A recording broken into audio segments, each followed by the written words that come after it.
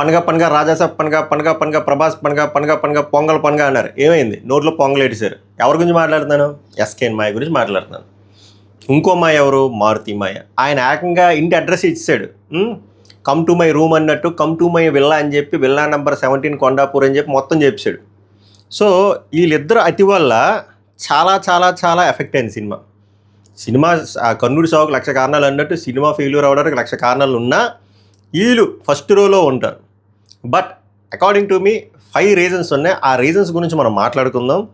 అలాగే చిన్నప్పుడు మా మామ మా తాత ఒకటి చెప్పారు, అది మీకు చెప్పాలి. మా మామ ఏం చెప్పిందంటే చెయ్యి అతి చెయ్యకు అన్నది. మా తాత ఏం చెప్పాడు అంటే మింగు కానీ మింగించుకోకు అన్నాడు. వీళ్ళిద్దరూ ఏం చేయాలి అది చేయకుండా ఏం చేయకూడదు అది చేశారు. ఎవరు? మన ఎగ్జిక్యూటివ్ ప్రొడ్యూసర్కి లేదు అతి, ఎగ్జిక్యూటివ్ ప్రొడ్యూసర్కి వచ్చింది అతి. అలాగే మన the best director, psychological mind gamer మన మారుతి మయ్య. సో వీళ్ళు చేయాల్సినవి చేయకుండా ఏవేవో చేసి చివరికి ఎవరినిరా సంగనాగించారా అంటే ప్రభాస్ ఫ్యాన్స్ని కాదు, జనరల్ ఆడియన్స్ని సంగనాగించారు. సో ఈ వీడియో తాలూకు మెయిన్ ఆబ్జెక్టివ్ అకార్డింగ్ టు మీ 5 రీజన్లు ఉన్నాయి ఈ సినిమా మొగ్గలేసిపోవడానికి. చాలా రీజన్లు ఉంటాయి, మీ రీజన్లు మీకు ఉంటాయి. బట్ నా 5 రీజన్లు ఏంటో ఆనెస్ట్గా రస్టిక్గా చెప్పడానికి ట్రై చేస్తా. సో వీడియో చూసే ముందే కాకపోయినా వీడియో ఎక్కడ నచ్చితే అక్కడ లైక్ చేయండి, కంటెంట్ నచ్చితే సబ్స్క్రైబ్ చేయండి, ఇలాంటి వర్త్ వీడియోలు వస్తాయి. ఓకేనా? వెల్కమ్ టు పవన్ రా టాక్స్. మేరా నామ్ పవన్ హే. 5 రీజన్స్ వెనక నుంచి చూద్దాం. 5, 4, 3, 2, 1 బాగుంటుంది. మీరు కూడా కనెక్ట్ అవుతారు. సినిమా చూసిన వాళ్ళు బాగా కనెక్ట్ అవుతారు. చూడలేని వాళ్ళు వెళ్ళి చూసి రండి. నేనేమి వద్దని కూడా చెప్పను, మీ ఇష్టం. End of the day it's my opinion. చూసి వచ్చాక చూడండి వీడియో, మీకు బాగా కనెక్ట్ అవుతారు. చూసిన వాళ్ళు మాత్రం బాగా కనెక్ట్ అవుతారు. సినిమా ఏరా ఆల్రెడీ డిసైడ్ చేసావంటే ఎస్, ఆల్రెడీ గో గ్రీన్ నడుస్తుంది. నిన్న గో గ్రీన్ నడిచింది, ఈరోజు గో గ్రీన్ నడిచింది, ఈరోజు నైటు ఇంకొన్ని వస్తున్నారు, అన్నీ ఇంకా టార్చరు. సరే, మన శంకర్ వరప్రసాద్ గారు వస్తున్నారు. తీస్తుంది ఎవరు? అనిల్ రావుపూడి. నాకు నిజం చెప్తున్నా, అనిల్ రావుపూడి కామెడీ నచ్చదు, కానీ మా ఇంట్లో నచ్చుతుంది. అలాగే అనిల్ రావుపూడి సర్వే అవుతున్నాడు. ఏమో సినిమా మీద నాకు అంత ఎక్స్పెక్టేషన్ లేవు, కానీ పాజిటివ్ నోట్లోనే వెళ్తా. సినిమా బాగుండాలనే కోరుకుంటున్నా. ఇదంతా ఎందుకు చెప్తుందంటే రాజాసాబ్ ఆల్రెడీ అయిపోయింది. స్టార్టింగ్ దాని ప్రీ రిలీజ్ ఎంత చెప్పారు తెలుసా? థియేట్రికల్ షేర్స్ 290 crores అని చెప్పారు. తర్వాత ప్రొడ్యూసరే వచ్చి 210 అంటే మనం ఏం చేస్తాం? 210 కోట్లకి అమ్మారని చెప్పారు. First day share, world wide share వచ్చి 65 కోట్లు వచ్చింది. తెలంగాణ ఏపీ స్టేట్లో 43, అరౌండ్ క్లోజ్ టు 44 crores. మీకు అది బాగానే ఉంటుంది నెంబర్, కానీ ప్రభాస్ రేంజ్కి అది తక్కువ. అండ్ డ్రాస్టిక్ ఫాల్ ప్రీమియర్స్ నుంచి అలా పడుతూ వచ్చింది. సార్ నిన్నేం లేదు డొల్లా, ఈరోజు డొల్లే ఉంటుంది. సో అంటే ఇప్పుడు టూ ఎర్లీ టు జడ్జి, కానీ బ్రేక్ ఏమైనా అయితే 100% అవ్వదు. నేను ఎస్యూరెన్స్ ఇస్తున్నా, అవ్వదు. మిరాకిల్ అయిపోవాలి. మిరాకిల్ అయితే కానీ బ్రేక్ ఏమైనా అవుతుంది. ఓకే, సో అందుకే ఇట్స్ ఫెయిల్యూర్. అది అందరికీ తెలిసిన నిజమే, నేను ముందుగానే చెప్తున్నాను. ఎందుకంటే ఇప్పుడు సినిమా ఫాస్ట్ ఫీలింగ్ అయిపోయి హౌస్ఫుల్ అయిపోయింది. ఏం మాట్లాడుతున్నా హౌస్ఫుల్ అవుతున్నాయి, నువ్వు నీకు నచ్చకపోతే సరిపోద్దా అలా వస్తుంది. కానీ యునానిమస్గా నచ్చలేదు పిల్లలు, ఎందుకంటే అందులో కనెక్ట్ అయ్యే అంశాల కంటే డిస్కనెక్ట్ అయ్యే అంశాలు ఎక్కువ ఉన్నాయి. సో మ్యాక్స్ అది కలెక్ట్ చేస్తే 110-120 crores కలెక్ట్ చేసి ఆగిపోద్ది. పెద్ద లాస్ ప్రొడ్యూసర్కి, డిస్ట్రిబ్యూటర్స్కి, ఎగ్జిబిటర్స్కి. ఇంకేం చేయలేం. దీనికి రీజన్స్ పండగ ప్రభాస్ పండగ, అలాగే విల్లా నెంబర్ 17 కానీ మెయిన్. బట్ కింద నుంచి చూద్దాం. అండ్ కింద నుంచి చూద్దాం. 5th నా 5వ రీజన్ కింద నుంచి వస్తే హీరోయిన్స్. అకార్డింగ్ టు మీ వాళ్ళు ఫేడ్ అవుట్ అయిపోయి హీరోయిన్లు, sorry to say this. And Prabhas సినిమాకి ఆ హీరోయిన్లకి అసలు సంబంధమే లేదు. మీరు అనొచ్చు అసలు సినిమాకి హీరోయిన్లు అవసరం లేదు కదా బ్రో అంటే, నిజం చెప్పాలంటే సినిమాకి హీరోయిన్లు అవసరం లేదు. ఈ జానరాకి అసలు అవసరమే లేదు.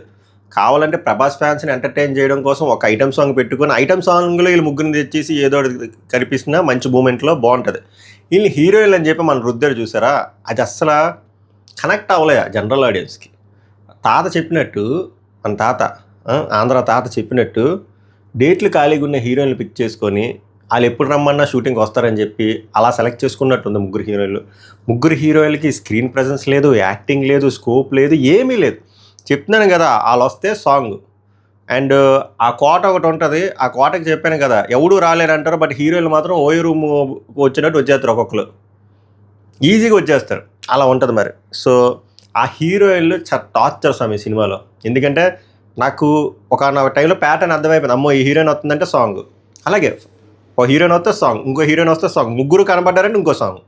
అక్కడ సాంగ్ వచ్చే ఆస్కారం ఉందా అంటే లేదు. త్రివిక్రమ్జీ చెప్తారు కదా, స్కోప్ లేదు. స్కోప్ క్రియేట్ చేశారు మారుతి గారు. సైకలాజికల్ థ్రిల్లర్ కదా, ఆయన సైకాలజీ యూజ్ చేసి స్కోప్ క్రియేట్ చేసి మన మీదకి అద్భుతమైన బాణాలు వదిలేరన్నమాట. సో హీరోయిన్లు scrap, sorry to say this. అది one of the main reasons నా పాయింట్ ఆఫ్ వ్యూలో. Fifth reason. ఫోర్త్ రీజన్ వచ్చేసరికి ఎడిటింగ్ నేను చెప్తున్నాను కదా, బేసిక్ కామన్ సెన్స్ ఉన్న ఈ సినిమాలో ఈజీగా 30 minutes ట్రిమ్ చేసి పారదొబ్బచ్చు. 30 minutes. అంత జంక్ ఉంది. అంత జంక్ అంటారు చూసా బోయపాటి గారు, అలా ఉంది జంక్. సినిమాలో అంత జంక్ క్రింజ్ ఉంది. హ్యాపీగా కళ్ళు మూసుకొని కట్ చేసుకొని వెళ్ళిపోవచ్చు అరగంట. కానీ కట్ చేయలే, మన మొఖానికి వదిలేశారు.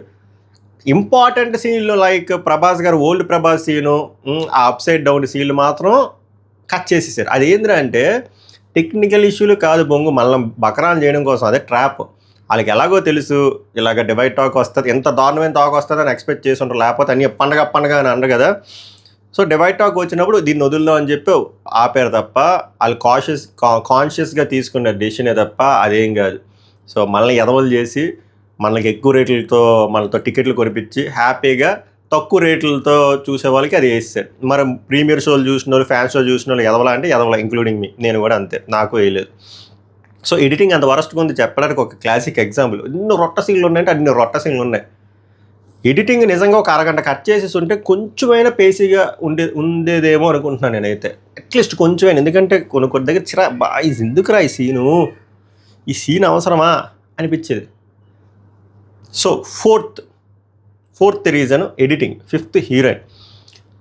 మూడోది వచ్చేసరికి ప్రొడక్షన్ వాల్యూస్. అసలు సినిమా మనం సరే 290 పక్కన పడి 210 కోట్లకి అమ్మారు. ప్రభాస్ లాంటి పెద్ద హీరో ఉన్నప్పుడు, సంక్రాంతికి దింపినప్పుడు దాన్ని మళ్ళీ మీరు చాలా గ్రాండ్ స్కేల్లో తీసాను, విఎఫ్ఎక్స్ సీజీఐ వరకు వాడాను, సైకలాజికల్ థ్రిల్లర్ ఇది తూడు తవలపాకు అన్నప్పుడు ఎలా ఉండాలి? ఈ రోజుల్లో ఎంత బాగా తీస్తున్నారు చిన్న వాళ్ళు కూడా. ఇప్పుడు హనుమాన్ లాంటి మూవీ తీసిన ప్రశాంత్ వర్మ లిమిటెడ్ బడ్జెట్తో ఎంత బాగా చూపించారు. కాంతారా ఎంత బాగా చూపించారు. అలా మాట్లాడుకుంటూ వస్తే అంతెందుకు మొన్న వచ్చిన శంబాల ఎంత బాగుంది, చిన్న సినిమా ఎంత బాగుంది. దీనికి 210 ఎందుకు బడ్జెట్ అంత పెట్టింది? ఎక్కడ రెమ్యూనరేషన్కే పోతుందా, లేకపోతే ఈ ఎగ్జిక్యూటివ్ ప్రొడ్యూసర్లు తినేస్తున్నారా? అసలు ఎవరు తింటున్నారో తెలియట్లేదు. కానీ స్క్రీన్ మీద చాలా వరస్ట్గా ఉంది. అమీర్పేట్ గ్రాఫిక్స్ చూడగానే అర్థమైపోద్ది ఇది రామోజీ ఫిల్మ్ స్టూడియో అని చెప్పి, చూడగానే అర్థమైపోద్ది ఇది ఓంకారణ్య సెట్ అని చెప్పి. నా చిన్నప్పుడు ఓంకారణ్యది ఒకటి వచ్చేది సెట్ వర్క్తో, ఆ సెట్ బెటర్. ఈ రాజాసాబ్ కోటగంట క్లియర్గా తెలిసిపోతాయి. కొన్ని గ్రీన్ మ్యాట్లు అని తెలిసిపోతే, ఆ చెక్కలు తెలిసిపోతే, ఆ ధర్మాకోళ్ళు తెలిసిపోతే, ఇది ఈ స్టూడియోలోనే తీసినా తెలిసిపోతే, అరే ఇది వేరే సినిమాల్లో కూడా ఈ పోలీస్ స్టేషన్ చూసాము, ఈ గేట్ చూసాము, ఈ బస్ స్టాప్ చూసాము అర్థమైపోద్ది. ప్రొడక్షన్ వాల్యూస్ ఎంత వరస్ట్ కంటే విగ్గులు కూడా సరిగ్గా పెట్టలేదు స్వామి. విగ్గులు డూపులు కూడా సరిగ్గా పెట్టలేదు. ఆ బాడీ డబల్స్ని కూడా సరిగ్గా వాడుకోలేదు. బాడీ డబల్స్ని మీరు ఫైట్లో అయినా వాడుకోవచ్చు, పాటల్లో వాడడం ఎంతో, లాంగ్ షాట్లో వాడడం ఎందుకో. ప్రభాస్కి డేట్లు అడిగితే ఇవ్వడా, లేకపోతే ఇది ప్రభాస్కి తెలిసే జరిగిందా? సో ఎలా ఏ యాంగిల్లో చూసినా ప్రొడక్షన్ వాల్యూస్ చాలా వరస్ట్గా ఉంది సినిమాలో. అస్సలు ఎక్కలే, నాకు క్లియర్గా తెలిసిపోతుంది. అక్కడ ఫస్ట్ డిస్కనెక్ట్ అయిపోతాం మనం. రెండు, ఇది ప్రభాస్ ఫ్యాన్స్ హట్టింగ్గా ఉన్నా ఇది నిజం. ఏందిరా అంటే ప్రభాసే వన్ ఆఫ్ ద రీజన్స్. ఎందుకంటే ప్రభాస్ కాన్షియస్గానే ఉండాలి కదా. ఇప్పుడు ఇలాంటి స్టోరీ విన్నప్పుడు డార్లింగ్ మన కటౌట్కి ఈ సైకలాజికల్ థ్రిల్లర్కి మనకు వర్కౌట్ అవ్వదు, ఇది వేరే ఇంకేమైనా మిడ్ రేంజ్ హీరోకి చెప్పు వర్కౌట్ అవుతుందని చెప్పాలా. మనోడు అందులో అడిగేయడమే ఫస్ట్ మిస్టేక్. సరే అడిగేసిన తర్వాత వినాలి కదా. స్క్రీన్ ప్లే ఏంటి డార్లింగ్, అసలు ఎన్ని థ్రెడ్లు ఉన్నాయి, అసలు పర్పస్ ఏంది, ఆ తాత పర్పస్ ఏంటి, అసలు నా పర్పస్ ఏంటి, ఇక్కడ ఈ సినిమాలో నేను లేకపోయినా కూడా కథ నడిచేలా ఉంది కదా. అసలు మా మామకి నాకు సంబంధం ఏంటి, జస్ట్ ఒక్క జనరేషనే కదా మైనస్ అవుతుంది. ఆ 40 ఏళ్ళు వెనక్కి వెళ్తే 90s 80 90s 70 కదా. 90s 70లో రాజ్యం వంశాలు అక్కడ లేవు కదా డార్లింగ్. ఒక 5-6 తరాలు వెనక్కి వేసినా జనాలు నమ్మేటట్టు ఉంటుంది కదా. జస్ట్ మా నాన్నమ్మ రాజ్యము పెద్ద రాజు అంటే ఏడుంది. అప్పుడు ఏఎన్ఆర్ ఎన్టీఆర్ కాలంలో గవర్నమెంట్ రూల్ ఉంది, కాంగ్రెస్ రూల్ ఉంది, ఇక్కడ రాజ్యాలు ఎక్కడ ఉన్నాయి డార్లింగ్. ఇలా బేసిక్ క్వశ్చన్లు అడగాలంటే ప్రభాస్ గారు బోల్డ్ అడగవచ్చు. జస్ట్ ఎగ్జాంపుల్ కోసం చెప్తున్నా. ఆ ఇన్వాల్వ్మెంట్ లేదు అసలు. ఆయన ఇన్వాల్వ్మెంట్ అలా 2 హీరోలు కావాలి 3 హీరోలు కావాలనే దాంట్లోనే ఉంది తప్ప స్టోరీ మీద, స్టోరీ నెరేషన్ మీద, స్టోరీ స్క్రీన్ ప్లే మీద, ప్లాట్ల మీద, సబ్ ప్లాట్ల మీద ఎటువంటి క్వరీస్ లేవు. ఒకవేళ అడుగుంటే అసలు ముందే తేలిపోద్ది. అట్లీస్ట్ స్టోరీ అయినా మార్చేవారు. అడగలేక నేను చెప్పాను కదా, సింపుల్. జస్ట్ ఒక తరం వెనక్కి ఎందుకు వెనక్కి ఏన్షియంట్ కాలంలోకి వెళ్ళిపోతాను చెప్పండి. అరుంధతి అంటే కొన్ని తరాలు వెనక్కి అన్నారు. జస్ట్ ఇది పీరియడ్ ఫిల్మ్ అంటే పీరియడ్ ఫిల్మ్ కూడా కాదు, లేటెస్ట్వే చూపిస్తున్నారు స్మార్ట్ ఫోన్లు. 2025కి తాత నాన్నమ్మ ఏజ్కి వెళ్తే 1980 1970 ఆ టైంలో రాజ్యాలు ఎక్కడ ఉన్నాయి, ఏనుగులు ఎక్కడ ఉన్నాయి, ఏడొచ్చారు వీళ్ళంతా. Basic common sense. హీరో అడగాల్సిన పాయింట్లు ఇవి. పోనీ హీరోకి కూడా అకౌంటబిలిటీ ఉంటుంది కాబట్టి డబ్బింగ్ చెప్పుకున్నప్పుడు డార్లింగ్ నా డబ్బింగ్ సరిగ్గా రాలేదు, కొంచెం కిచ్కిచ్చిగా ఉంది, ఇంకో టేక్ చేద్దాం, లేదా వారం ఆగి చేద్దాం. డబ్బింగ్ చాలా దగ్గర బంగురుగా ఉంది ప్రభాస్ది.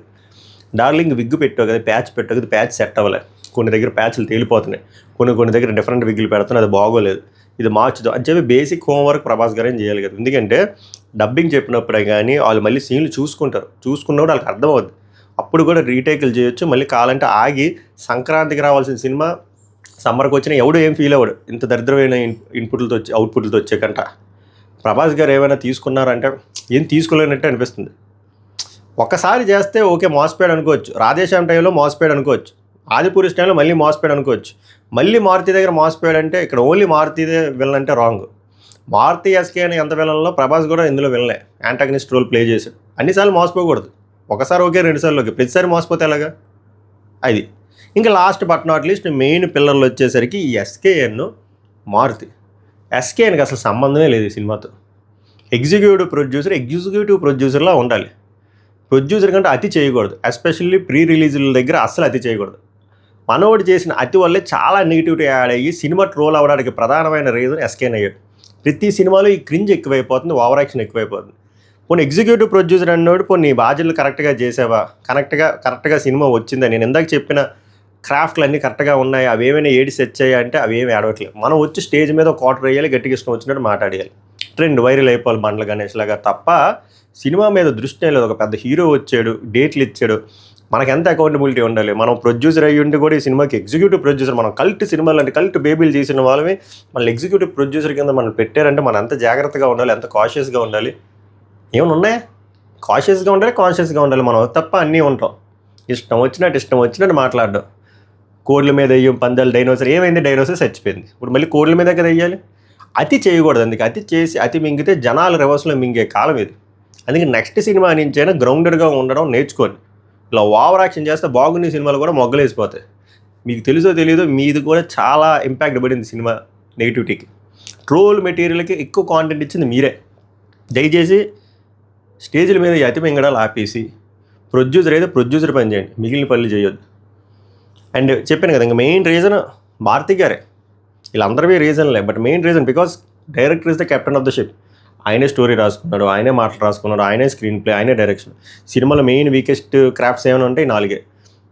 అది అసలు సబ్స్టాండర్డ్ రైటింగ్స్, అసలు స్టోరీయే లేదు, వర్స్ట్ స్క్రీన్ ప్లే. ఏమైనా అంటే సైకలాజికల్ థ్రిల్లర్ మీకు అర్థం కాలేదు, మీరు రాత్రి 12:30కి ప్రీమియర్ వేయడం వల్ల మీకు అలా అర్థం. మీరు ఎవడేమన్నాడు ప్రీమియర్? మేము అడిగాము 12:30కి ఏమని. ఆంధ్రాలో 9 గంటలకే ప్రీమియర్ పడ్డాయి కదా, మరి వాళ్ళ కిందకి ఎక్కలే. ఇదంతా రొటరేజ్ అన్నమాట. సినిమా బాగుంటే అర్ధరాత్రి 4 అయినా కూడా జనాలు కనెక్ట్ అవుతారు. సినిమాలో ఏం లేదు. మీరు 2 విషయాల్లో ఫెయిల్ అయ్యారు. ఎయిదర్ మీరు ఇది సైకలాజికల్ థ్రిల్లర్ అని చెప్పి ఒక 4 రోజుల ముందు నుంచైనా మీరు మార్కెటింగ్ చేయాలి, అది చేయలేదు. మీరు అంతసేపు యాక్షన్ ఎంటర్టైనర్ కాంచనా గీంచనా అని చెప్పారు, అక్కడ మీరు ఫెయిల్ అయ్యారు. సరే, అది ఫెయిల్ అయినా కూడా డైరెక్టర్గా మీరు ఈ సైకలాజికల్ థ్రిల్లర్ కొత్త కాన్సెప్ట్ అయినా కొత్త జానర్ అయినా కూడా మీరు ఫస్ట్ హాఫ్లోనే మీరు ఆ ఓల్డ్లోకి మమ్మల్ని కూర్చోపెట్టాలి. మీరు అక్కడ కూడా ఫెయిల్ అయ్యారు, బయట ఫెయిల్ అయ్యారు, సినిమాలోనే ఫెయిల్ అయ్యారు. మీరు అసలు ఆ ఓల్డ్లోకి తీసుకెళ్ళారు. అసలు ఓల్డే లేదు అక్కడ. ఓల్డ్ ఉంటేనే కదా ఓల్డ్లోకి తీసుకెళ్ళడానికి. ఇది ఎవరు చేయాలి? డైరెక్టర్ చేయాలి. సో రైటింగ్ పూర్గా ఉంది, స్టోరీ లేదు, స్క్రీన్ ప్లే పోనీ. స్టోరీ లేనప్పుడు స్క్రీన్ ప్లే యాడ్ అవుతుంది, ఎందుకంటే రివర్స్లో వర్కౌట్ అవుతుంది. సో స్క్రీన్ ప్లే బాగుందంటే స్క్రీన్ ప్లే బాగలేదు. లాస్ట్ 20 నిమిషాల్లో బొమ్మ ఇటు తిప్పేస్తే ఎలా నచ్చుతుంది? మళ్ళీ ఏమైనా ఆ ఓల్డ్ ప్రభాస్ సీన్లు కొన్ని ఇష్యూల వల్ల తీసి అదో బొంగు. ఇదంతా జిమ్మిక్లు. ఓ 3 రోజుల పైకి యాడ్ చేద్దామని చెప్పి. నిజం చెప్తున్నా, ఆ సీన్ యాడ్ చేసినా కూడా ఫరక పడదు, ఎందుకంటే సినిమాలో మ్యాటర్ లేదు. మ్యాటర్ లేకుండా ఎంత అవుతావు? సో ఒక పెద్ద హీరో ఏమనంటే మా దగ్గరకు వచ్చారంటే వాళ్ళ మ్యాటర్ ఉంది కదంటే అదే తప్పు. వాళ్ళంత ఆపర్చునిటీ ఇచ్చినప్పుడు మనం ఎంత జాగ్రత్తగా యూటిలైజ్ చేసుకోవాలి. కరెక్ట్గా యూటిలైజ్ చేసుకుంటే ఒక సలార్ వస్తుంది, ఒక కల్కి వస్తుంది. కరెక్ట్గా యూటిలైజ్ చేసుకోకపోతే ఒక రాధేశ్యాము, ఒక ఆదిపురుష్, ఒక రాజాసాబు, అన్నీ ఆర్లే, ఒకటి ఆదిపురుష్, అలా ఉంటుంది. సో మీరు సారీ టు సే దిస్, మీరు గోల్డెన్ ఆపర్చునిటీ మిస్ చేసుకొని మీరే ఇంకా 10 మెట్లు కిందకి దిగారు. ఇప్పుడు మీకే కష్టం మళ్ళీ మిమ్మల్ని మీరు ప్రూవ్ చేసుకోవడానికి. ఎందుకంటే ఇంత పెద్ద ఆపర్చునిటీ ఎవరికి రాదు. వచ్చిన తర్వాత మీరు ఇలాగా గ్రాంటెడ్గా తీసుకున్నారు. ప్రీమియర్స్ దగ్గర నుంచి కానీ, ప్రీమియర్ టికెట్స్ కానీ, దాని టైమింగ్స్ కానీ, ఆ సీజీ వర్క్ కానీ, మీరు ముందు చేసే మార్కెటింగ్ కానీ, ప్రమోషనల్ ఈవెంట్లో మీరు మాట్లాడే లూజ్ టంగ్స్ కానీ, మీ ఫ్రెండ్ ఎస్కే అన్న నోడుదోల మాటలు కానీ అన్నీ సినిమాకి ఎఫెక్ట్ అయ్యాయి. సో ఓవరాల్గా these are the 5 reasons for Rajasaab failure according to me. మీ పరంగా ఇంకేమైనా పెద్ద రీజన్లు ఉన్నాయా అంటే కామెంట్ చేయండి. ఇక్కడ నేను ప్రొడ్యూసర్ని కూడా అనొచ్చు, కానీ ప్రొడ్యూసర్ నేను రానివ్వరబ్బా. ఈ ఎగ్జిక్యూటివ్ ప్రొడ్యూసర్ ఎందుకు వచ్చాడు? ఆ తబలా కొట్టడానికి వీళ్ళ చేతుల్లోనే ఉంటుంది అంతా. ఇక ప్రొడ్యూసర్ అన్నాడు పప్పెట్ అయిపోయాడు. ఈ రోజుల్లో ఏవో 2-3 ప్రొడ్యూసర్లు తప్ప. ఓవరాల్గా it's a big let down for Prabhas and Prabhas fans. So ఏదైనా మిరాకిల్ జరిగితే తప్ప బ్రేక్ ఈవెన్ అవ్వదు. So it's already heading towards disaster. చూద్దాం ఎండింగ్ కలెక్షన్స్ ఎంతవరకు ఉంటుందో చూద్దాం. నైట్ మన శంకర్ వరప్రసాద్ గారి సినిమాకి వెళ్ళి ఆన్ ద ఫ్లై సినిమా అవ్వగానే ఆనెస్ట్ ఒపీనియన్ చెప్తా. సో సబ్స్క్రైబ్ చేసుకొని గంట కొట్టుకొని ఉండండి. మీకు ఆనెస్ట్గా రివ్యూలు కావాలని గంట కొట్టుకోండి. మార్కెట్లో కొంతమంది ఫేక్ రివ్యూలు ఉన్నారు మరి. పెద్ద హీరోలకి తబలాలు కొట్టేవాళ్ళు. మనం ఆ టైపు కాదు. ఏ హీరో అయినా సినిమా బాగుంటే బాగుంది, బాగోలేదంటే పండగ ప్రభాస్ పండగ. అది సభకు నమస్కారం. ధన్యవాదాలు.